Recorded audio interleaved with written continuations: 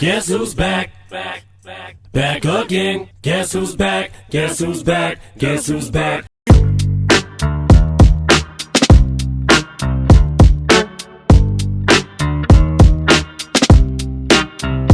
What's up, YouTube? It's your boy, Shakes Pete. Keeping it 100. Y'all already know how we do here, man. If you're new to the channel, please smash that subscribe button. Click that post notification bell. Make sure to like, share, and comment down below.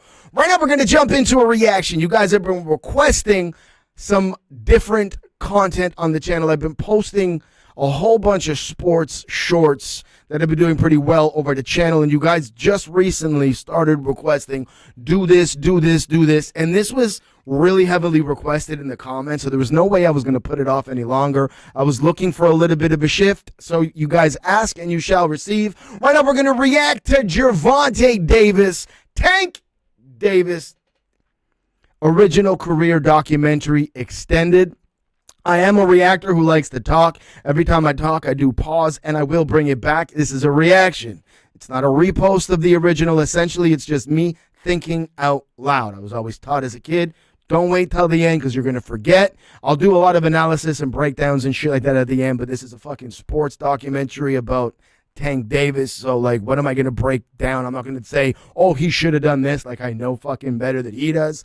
That being said, some of you mind it, some of you don't mind it. If you're one of the ones that hate reactors who talk, click the link, go watch the original, or feel free to fast forward those little bit of rants.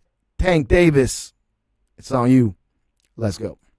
Well, Steve, it's a chance for us to see a guy that Floyd Mayweather told us was his brightest prospect, the guy by the name of Gervonta Davis, who takes a sizable step up. Floyd's taken every opportunity all week to hype his latest prototype.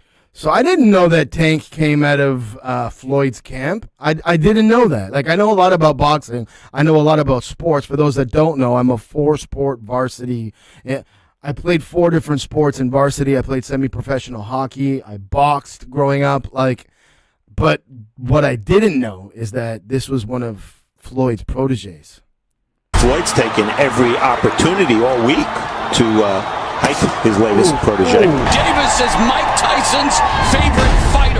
An undefeated southpaw powerhouse. Davis was Mike Tyson's favorite boxer? Mike Tyson's favorite fighter. An undefeated southpaw powerhouse.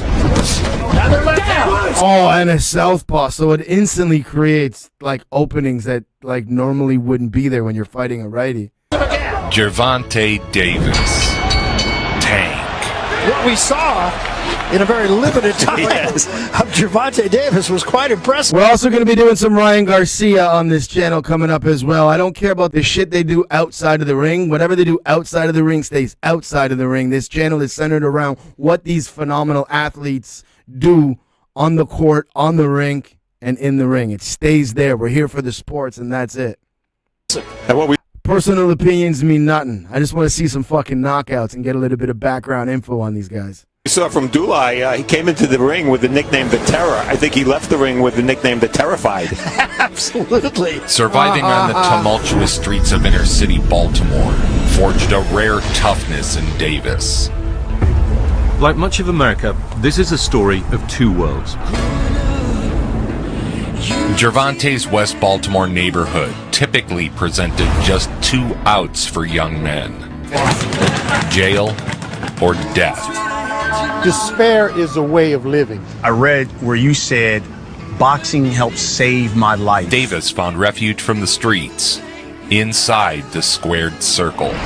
See, growing up in Toronto, I knew Baltimore was dangerous. Like Canadian, big city Canadians, we know that we know about certain cities and stuff like that. We just, it's not New York, it's not Chicago, it's not Houston. Do you know what I'm saying? So we knew Baltimore was bad, we just didn't know how bad. You know, one time I fought in front of my house, and my uncle seen me fight, and he wanted to, turn something negative into positive. Tank turned pro at 18. Wow. Fighting out of Baltimore, Maryland, introducing Gervonta Davis. Promoting him. His ringside man is the greatest. Look at Floyd Mayweather in between. Dude, Mayweather was there in the early days when he was 18 in his first fights and shit. That's fire. Holy shit. That's another guy. I love his career, but outside of the ring, like it stays outside of the ring. His ringside man is the greatest. Let me change that. I like Floyd before he had the wrist problems, when he was knocking motherfuckers out and not running. Look at Floyd Mayweather in between rounds, coaching up his young protege. Mayweather Promotions helped lift Davis's name from obscurity to superstardom. I didn't know that. Sit down. I'll tell you what, man, I really want Nice uppercut. Knockout sell, and he is all about that knockout power. Drop Sanchez, first knockdown of the fight, and Gervonta Davis enjoyed it with a bark over his opponent.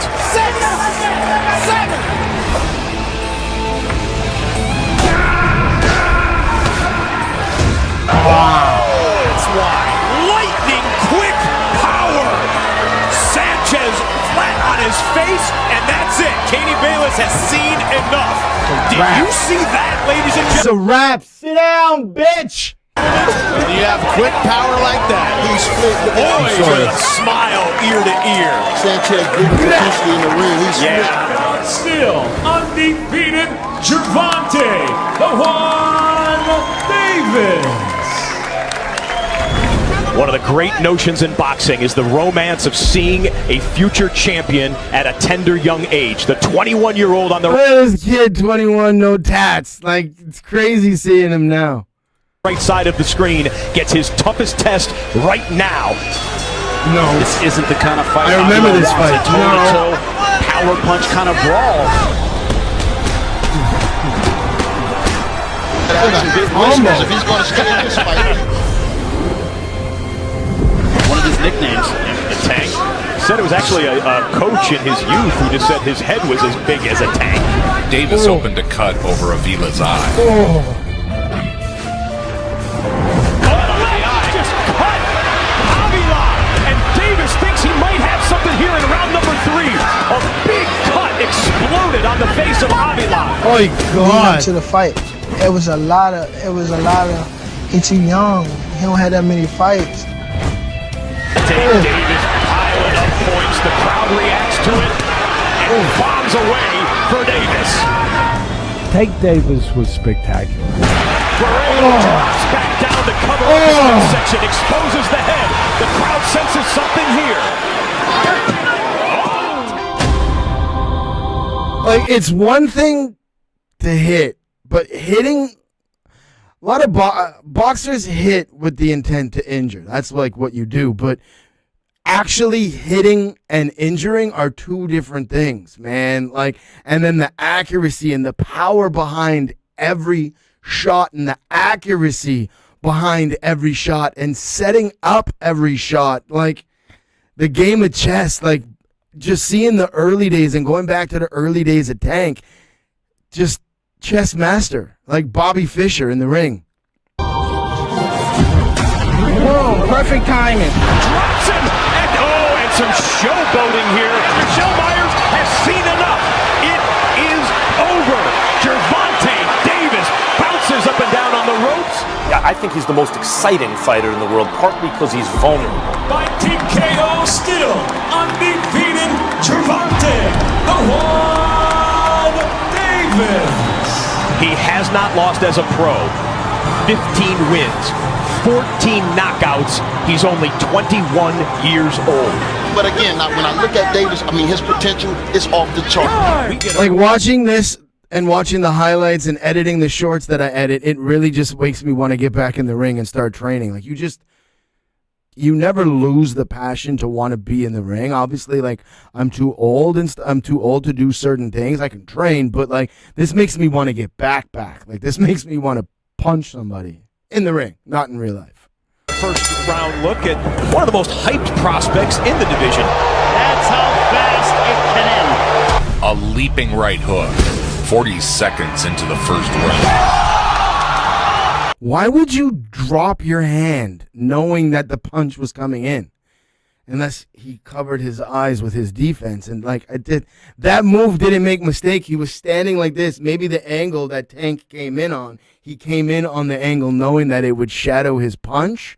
But like, why the fuck would you like? And he literally just let him punch him in the temple, in the jaw. Prospects in the division. That's how fast it can end. A leaping right hook, 40 seconds into the first round.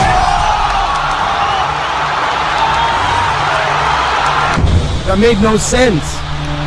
Why would you drop your guard like that? Second knockout. Davis would get his title shot. Why would he drop his guard like that? It makes no fucking sense. All right, guys, how far away? 6 months, a year? They say protect yourself at all times for a reason. 2 years before we can start saying a title contender.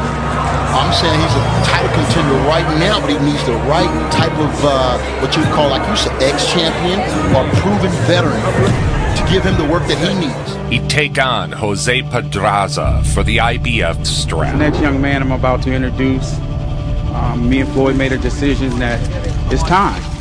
You know, sometime in life you have to step up, and this is what it's all about. You know, challenging yourself against the best, to see where you're at, going out and proving yourself to be the best. And in order to be the best, you have to fight the best. The undefeated IBF Junior Lightweight Champion of the World, Jose Sniper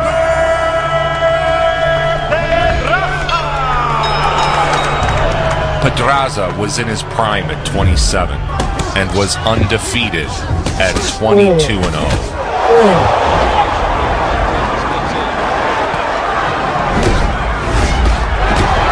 Davis put together one devastating combination after the next.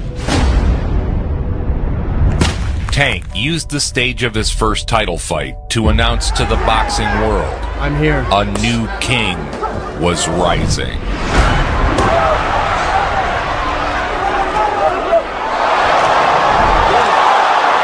But you match that power with speed, and it's a fucking wrap. Speed and accuracy is one thing, but having speed, power, and accuracy is something fucking completely different. Usually when you have power, you lack speed. You can have power and accuracy. Usually when you have speed, there's no power. So to be able to have that triple threat is why certain boxers are just so much better and can advance so much more and can move multiple weight classes. Because when you move multiple weight, when you move up in weight class, when you gain muscle, when you gain mass, usually you lose that speed. But there's those few fighters that are able to gain the weight and not lose speed. So, like, Tank is the way that he is and able to wreck these fucking undefeated fighters because he's got that triple threat. But, again, you looked at the record of this fighter coming in. He was like 24-0, but he only had 12 knockouts. So maybe he had the accurate, like I said just now, maybe he had the accuracy and the speed, but he didn't have the power. Because to have a 50% KO rate is good, but it's not like... It's not top tier good.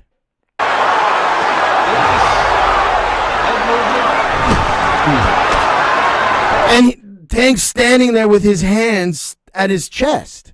So he's not gas lowering his hands. He hasn't been hitting the body lowering his hands this fight. He just knows that this guy doesn't have the power to knock him out. Maybe hurt him a bit, and then he'll raise his hands. But both fighters' ring demeanor also tells its own story.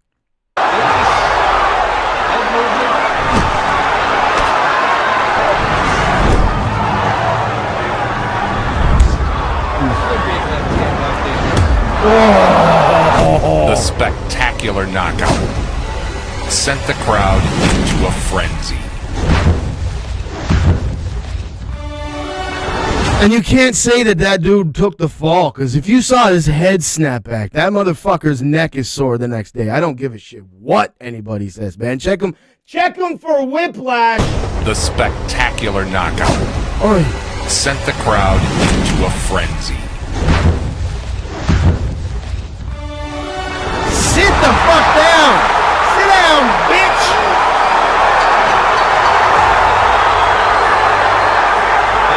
Wow. He is now boxing's youngest current world champion and the new IBF Junior Lightweight of the world, Gervonta Davis.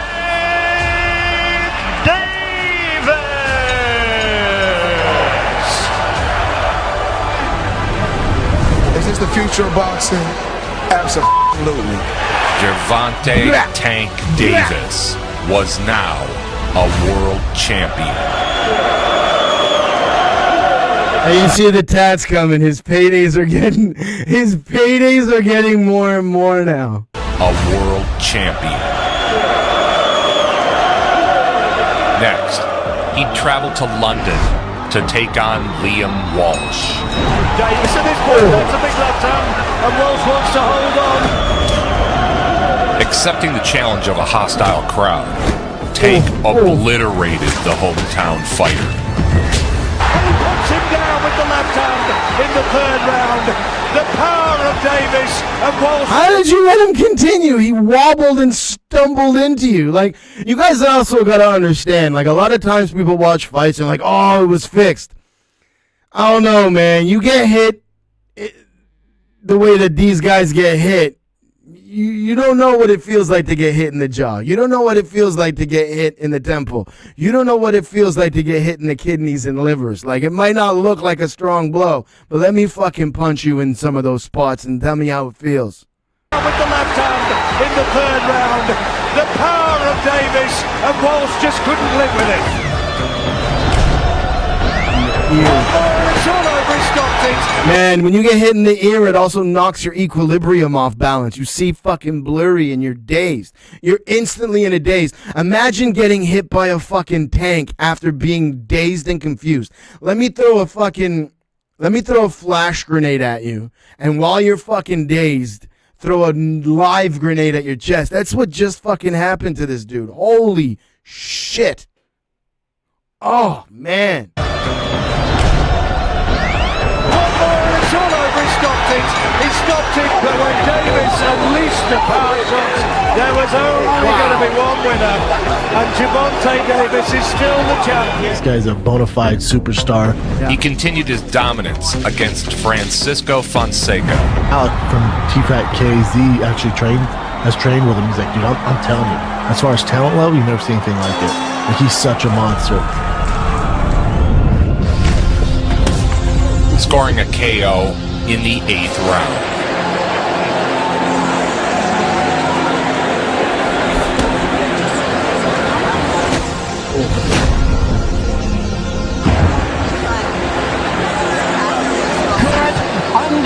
That was a little bit borderline, fucking hitting him in the back of the head. Come on, ref. Do your job, ref.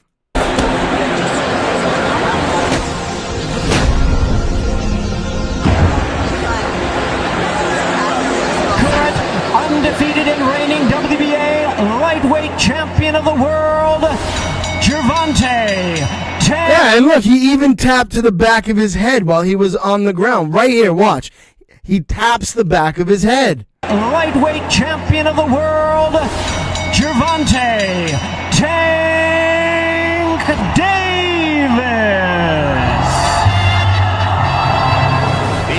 I'm not saying the other dude would have won the fight. I'm just saying, like, he hit him in the back of the head. But I don't know how injured he was just prior to that. Super featherweight championship of the world is on the line. And we know what he's got in terms of power in both hands, and he comes forward. It ain't like he backs up. He stalks you too, and he comes to finish you. Straight left and down he goes. That punch shot on. These guys take punches for a living. You go down to a kidney or liver shot, most of the time you're not getting up. And a lot of times it takes 2 or 3 seconds after you've been hit for you to actually feel the shock of the hit. You get hit, and then your body goes into shock and shuts down. Like, you guys got to understand body shots. You too, and he comes to finish you. Straight left and down he goes. That punch. See how he didn't go down right away? He knew it hurt. He just didn't know how bad. Straight left and down he goes. That punch shot on the deck. Punch Quezon hits up. Oh, he got out. And Davis got out. End of the night of Jesus Quezon in a You're scared now, though. You're scared. Quezon still seems to be hurt. And Davis close it out and win another world title. Look at this power. When I body think about shot. Tyson comparisons, I think about Tank Davis. The rap. And that was a clinical destruction by Gervonta Tank Davis. He is now the WBA Super Featherweight Champion of the World, Gervonta Davis. He was now the WBA Super Featherweight Champion of the world. After a 10-month layoff, the Tank returned to the ring. It's main event time. The Super Featherweight Championship of the World is on the line. It's showtime! He showed no signs of rust, finishing Ruiz in the first round.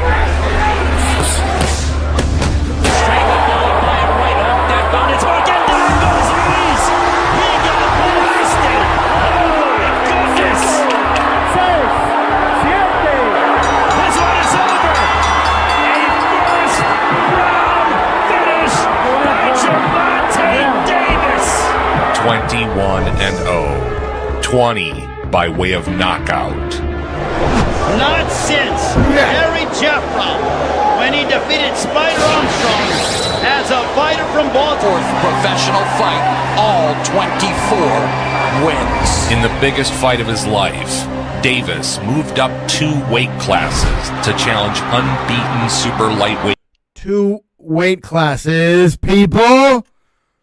2 weight classes to fight this fucking guy. Nobody wanted to fight him. Davis moved up 2 weight classes to challenge unbeaten super lightweight champion Mario Barrios. Now, the dangers of moving up in weight class is these guys have typically been fighting in that weight class their whole career. So you move up 2 weight classes, your walk around, so like you might fight at 180 pounds, but you're going to walk around pre-fight, pre-training at 200. So at 200, you don't have the same speed as you would at 180. So to go from what Gervonta's doing and moving up 2 weight classes, it's at one time, it's hard because you don't know how you're going to do against somebody that's used to fighting in that class, and are you going to lose power and speed? Davis gave up nearly 6 inches in height to Barrios. Super Mario Barrios was so much bigger. Tonight seeking his 3rd division world title, Gervonta Tank Davis. Both men. Tank Davis. His future is filled with limitless potential. Mo Gervonta Davis is still a young fighter, but he's won at least some form of a world title at 3 different weights, 130, 135, and 140. Wow. Ladies and defeated WBA lightweight champion of the world, Gervonta Tank Davis. We are back here in Brooklyn, New York, a record sellout crowd on hand here at the Barclays Center as we approach our main event of the evening. Against Romero, Tank returned. Tank Davis versus Ryan Garcia. Nobody brings it home like Joe Vincent. I remember this fight. Make it so. I remember this fight. I used to love Ryan Garcia's, man. Oh, there's got to be a part 2. How is this the extended version? That ended way too fucking soon. There you have it, ladies and gentlemen, boys and girls, children of all ages. That was Gervonta Tank Davis original career documentary extended. We gotta dive deeper. It can't just fucking end there. There's gotta be more behind it, man. I appreciate y'all for recommending this. pushing me to do more than just music reactions. I've been wanting to do a change, but I don't pick and choose what we react to on this channel. You guys dictate with your donation requests as well as in the comments letting me know what y'all want. You ask, you always will receive. For those that don't know, everything across the board on this channel, whether it's from videos I post, live streams, donation requests, everything, shorts, everything goes towards helping underprivileged children within my area of the Philippines. I have a nonprofit organization called the Dare to Dream Foundation. There's so many different initiatives that we got in place. Appreciate y'all for being here. It's your boy, Shakes P, keeping it 100, and I'm out. Peace. Guess who's back? Back again. Guess who's back? Guess who's back? Guess who's back?